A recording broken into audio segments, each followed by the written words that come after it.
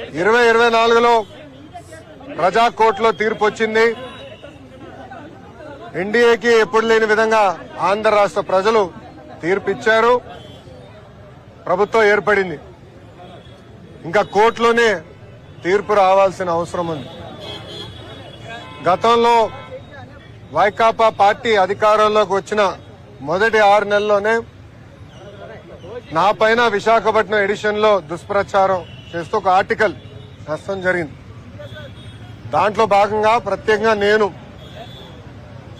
Visakhapatnam airport లో tea coffee తీసుకున్నానని, దానికి అయిన ఖర్చు 25 లక్షల రూపాయలని, అది ఇప్పుడు ప్రభుత్వం చెల్లించడానికి ఇబ్బంది పడుతుందని ఆనాడు సాక్షి పత్రిక ఆర్టికల్ వేసింది. అందరు తెలిసిన విషయమే. సాక్షి పత్రికలో ఇన్వెస్ట్మెంట్ మొత్తం వైఎస్ కుటుంబం. ప్రత్యేకంగా ఆనాటి ముఖ్యమంత్రి వైఎస్ జగన్మోహన్ రెడ్డి గారు, ఆయన సతీమణి వైఎస్ భారతిరెడ్డి గారు పెట్టుబడి ఉంది. అదే సందర్భంలో ఢిల్లీలో ఉన్న ద వీక్ అనేది వీక్లీ మ్యాగజైన్ కూడా ఆ కథనాన్ని వేయడం జరిగింది. ఇమ్మీడియట్ గా నేను సాక్షికి అటు వీక్ కూడా లీగల్ నోటీస్ పంపిస్తాం జరిగింది. ఆధారాలతో సహా వాళ్ళ ముందలు పెట్టాను. ఏ రోజైతే బిల్స్ జనరేట్ అయినాయో ఆ 26 రోజుల్లో కేవలం ఒకే ఒక రోజు నేను విశాఖపట్నంలో ఉన్నాను అని స్పష్టంగా చెప్తాం జరిగింది. అది తెలుసుకున్న తర్వాత వీక్ మ్యాగజైన్ రిజైండర్ పబ్లిష్ చేసి తప్పుడు రిపోర్టింగ్ చేశాము, ఆధారాలు మాకు ఇచ్చారు, తప్పు జరిగింది అని వాళ్ళు ఒప్పుకున్నారు. కానీ సాక్షి ఒప్పుకోలేదు.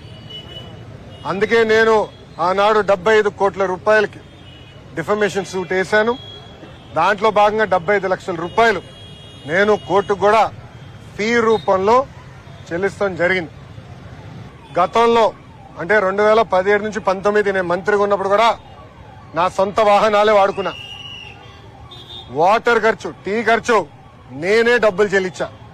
ఇప్పుడు మంత్రి అయిన తర్వాత కూడా ఈ రోజు కూడా నా సొంత వాహనంలోనే నేను వచ్చాను.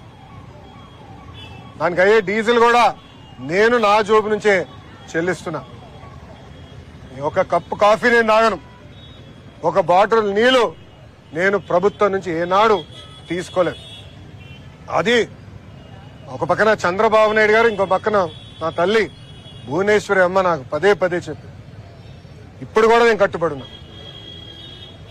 5 సంవత్సరాలైనా సిగ్గు లేకుండా ఇప్పుడు కూడా సాక్షి పత్రిక యజమాని తరపున వచ్చిన లాయర్లు వాదిస్తాం. చాలా చాలా బాధాకరం.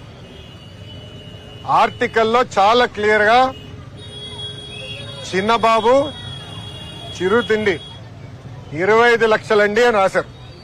లోపల ఆర్టికల్లో చాలా స్పష్టంగా నా పేరు 6-7 సార్లు ప్రస్తావించారు. దాంట్లో చాలా క్లియర్ గా నేను అక్కడ తిన్నానని, ఆ బిల్స్ ఆనాటి ముఖ్యమంత్రి చంద్రబాబు నాయుడు గారి అకౌంట్ లో నేను వేశానని కూడా వాళ్ళు చెప్తాం జరిగింది. మీడియా అనేది ఒక బాధ్యతగా ఉండాలి.